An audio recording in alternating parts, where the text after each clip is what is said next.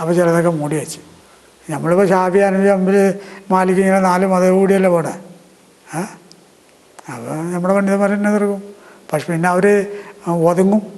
കാരണം മരിക്കും എന്നുള്ള പേടിയിൽ ഒതുങ്ങും. മക്കമ്പത്തേനും യഹൂദികൾ അടങ്ങിയ മാതിരി, യഹൂദികൾ ശായത്തിൽ വലിയ മാതിരി വിശ്വസിച്ച് നിൽക്കാന്നുള്ളൂ. പക്ഷെ ഉള്ളവർക്ക് ഉള്ളപ്പോഴും എതിരായിരിക്കും.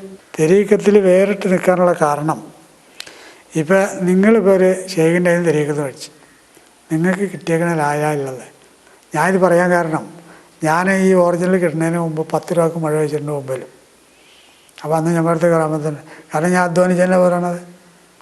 ഇപ്പം നിങ്ങളിപ്പോൾ ഒരു ഷെയ്ഖിൻ്റെ അടുത്ത് പോയി, നിങ്ങൾക്ക് ഒരു ആയത്തിൽ കുറിച്ചിട്ട് റിയാദ തന്നു. നിങ്ങൾക്ക് വേണ്ടി ബോംബെയിൽ ഇവിടെ ഇപ്പോൾ അന്വേഷിച്ചറിയാൻ പറ്റും. ഞാൻ ഒരു കൊല്ലം ഇരുന്ന് റൂം 2ആയിട്ട് പിളർന്നിട്ട് ആ റൂമിൽ ഇന്നൊരാൾക്ക് പ്രവേശനം എല്ലാവർക്കും ഉണ്ട്. അതിനിടയ്ക്ക് അവിടെ കൊല വന്ന സമയത്ത് ഈ ബിൽഡിങ്ങൊക്കെ ഇടിഞ്ഞെന്ന് പറയട്ടെ, എനിക്കറിയാൻ പാടില്ല. പോയി അന്വേഷിച്ചറിയാൻ പറ്റും ബോംബെയിൽ. അപ്പോൾ അത് റിയാദ വീടിയതാണ്. ഒരു കൊല്ലം ഇരുന്ന് അസ്മാൽ ഹുസ്നയുടെ റിയാദ വീടിയതാണ് ആയത്തുൽ കുറിയസിനോട്. അപ്പോൾ ഇതിൻ്റെ പവർ കൊണ്ട് ആ ഇരുന്ന റൂം തന്നെ രണ്ടായിപ്പോയി. എന്നിട്ട് പുറത്തേക്ക് ഇറങ്ങിയപ്പോഴോ നിങ്ങളെന്തെങ്കിലും ഒന്ന് പറഞ്ഞാൽ ശരിക്കാണ് നോക്കിക്കഴിഞ്ഞാൽ നിങ്ങൾക്ക് കിട്ടി തട്ട് പറയാൻ വേണ്ട. അപ്പോൾ ഇതൊക്കെ കറാമത്തല്ലേ.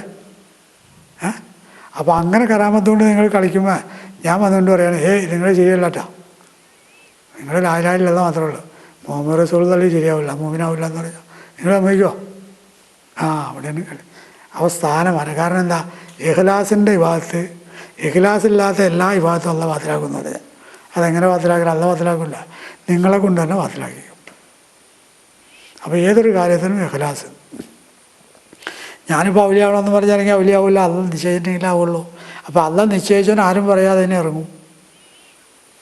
അതൊക്കെയാണ് അവസാനം കിതാബ് നോക്കിയപ്പോൾ കിട്ടിയ മസാലകൾ. ഔലിയാക്കന്മാരെ സംബന്ധിച്ച് പറഞ്ഞാൽ വിവാഹത്തിലത്തെ രാജ്യത്തവരെ നിർത്തില്ല എന്ന് പറയണം. കാരണം അവിടെ അവരുടെ ജനങ്ങൾ പൊതിയും. നമുക്ക് തന്നെ 100,000 തെളിവുകളല്ലേ. അപ്പോൾ പടപ്പുകളെ കൊണ്ട് കുറ്റം പറയിപ്പിച്ചും ഇവൻ കുറ്റം പറയണം, നല്ലത് പറയണം. കാരണം മൂസാ നബി അലൈഹി സ്വലാമിരിക്കുക അള്ളാഹിനോട് ചോദിച്ചു, പടച്ചവനെ നീ ഏതെങ്കിലും സമയത്ത് ചിരിക്കുമെന്ന് ചോദിച്ചു. മൂസ ഞാൻ 2 സമയത്ത് ചിരിക്കുമെന്ന് പറഞ്ഞു. അപ്പോൾ അതേതാ? ഒന്ന്, ഞാൻ വെടക്കാക്കിയ ചില ജനങ്ങളുണ്ട്, അത് നമ്മളെപ്പോലുള്ളവർ പോയിട്ട് നന്നാക്കാൻ നോക്കും. മൂല്യന്മാരെ, നമ്മളെപ്പോലുള്ള മൂല്യന്മാർ. കാരണം അവൻ ചെയ്ത തെറ്റ് ഞാനും അറിയില്ല, നിങ്ങളും അള്ളാഹിൻ്റെ മറവിൽ ചെയ്തു വെച്ചേക്കണ തെറ്റുകൾ അവനല്ലാതെ മറ്റാരും അറിയില്ല. കാരണം ഈ ദുനിയാവിൽ പുറക്കപ്പെടാത്ത ദോഷങ്ങൾ പലതുമുണ്ട്. ഒന്ന്, ഒരുത്തൻ കെട്ടിയ പെണ്ണിന് ഇപ്പം ഞാൻ കെട്ടിയ പെണ്ണിനെ നിങ്ങൾ വിചാരിച്ചാൽ അല്ലാതെ പുറക്കില്ല. അല്ല പുറക്കണേ ഞാൻ പുറക്കണം, ഞാൻ പുറക്കണേ വിചാരിച്ചാൽ നിങ്ങൾ വന്ന് എന്നോട് പറയണം. ഞാൻ നിങ്ങളുടെ പെണ്ണുപിള്ളേരുടെ കൂടെ ഒന്ന് കിടന്ന് പൊരുത്തപ്പെടണമെന്ന് പറഞ്ഞാൽ ഞാൻ വായിലെ പല്ല് വെച്ചേക്കോ നിങ്ങളുടെ വെച്ചേക്കോ. അപ്പോൾ അങ്ങനത്തെ ദോഷമൊന്നും അല്ല പുറക്കില്ല. അങ്ങനെ പുറക്കപ്പെടാത്ത ദോഷങ്ങൾ ഒരുപാടുണ്ട്. അപ്പോൾ അതാണ് എൻ്റെ ലക്ഷ്യം.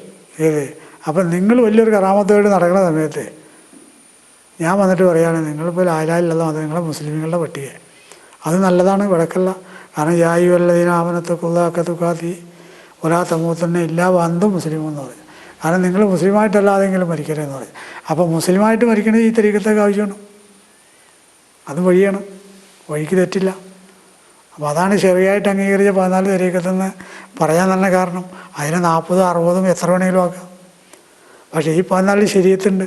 അപ്പോൾ ശരീഅത്തോട് കൂടിയുള്ള തരീക്കത്തൊക്കെ നമുക്ക് രക്ഷയാണ്. അതിലേതെങ്കിലും ഒന്ന് സ്വീകരിച്ചാൽ നമുക്ക് മുസ്ലിമായിട്ട് മരിക്കാം.